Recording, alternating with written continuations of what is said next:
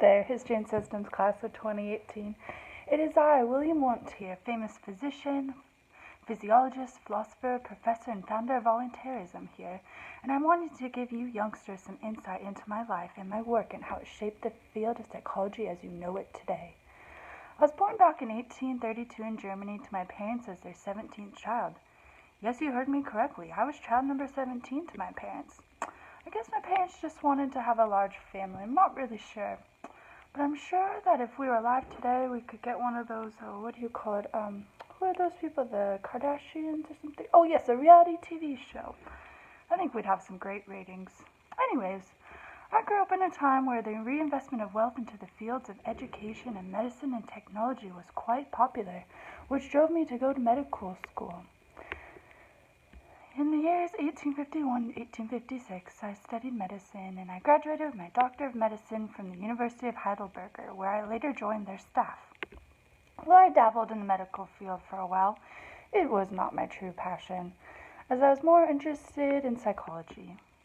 I later moved on to become a professor of philosophy at the University of Leipzig and taught classes in, sensory physiology, psychology, anthropology, and just regular physiology. I wrote a book called The Principles of Physiological Psychology, which came to be one of the most important books in the history of psychology.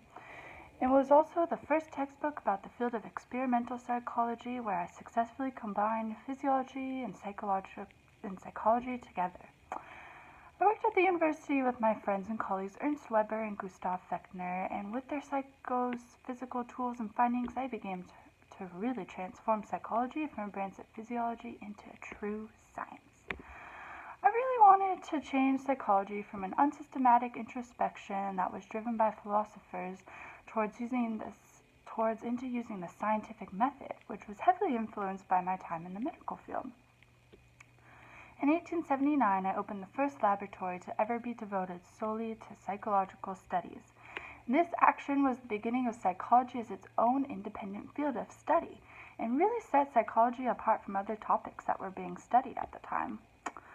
I loved working with numerous graduate students where we would conduct experiments, do research, and I would help these students with their doctoral dissertations. Some of my students went on to do extraordinary things for the field of psychology, such as my students Oswald Coupe, Hugo Munsterberger, James McKean Cattell, G. Stanley Hall, Leitner Whitmer, and many more. And hopefully I'm pronouncing their names correctly. Ever since I switched to this mix of American and British accent from my traditional German accent, my pronunciation skills are not at their best. Anyways, I am very proud of my many, many students. Maybe my extensive list of incredible students is why in 1991 that survey that was published in that American Psychologist Journal raised my reputation as being in first place regarding all-time eminence, which was based on 29 historians of psychology. Ha ha ha, take that, Sigmund Freud. Oh my gosh, I'm so sorry. My competitive side was just showing there. But I hear some of you, while you're playing your Jeopardy games, could probably relate.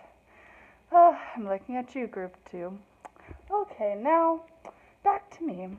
Where was I? Oh, yes. I really cared a lot about the systematic study of consciousness, and I believe that it did not arise from a thing or a substance. Instead, consciousness and conscious experiences were composed of sensations and affect. This led to the development of what is known as voluntarism, as I said earlier, which I created and helped found, which came from my studies on the psychological process of attention and volition, also known as choice, and became the first formal school of psychology.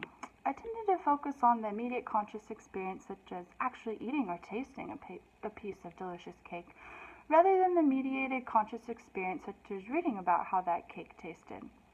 Wouldn't you rather eat cake instead of just reading about it? I know I sure would. It made sense to me.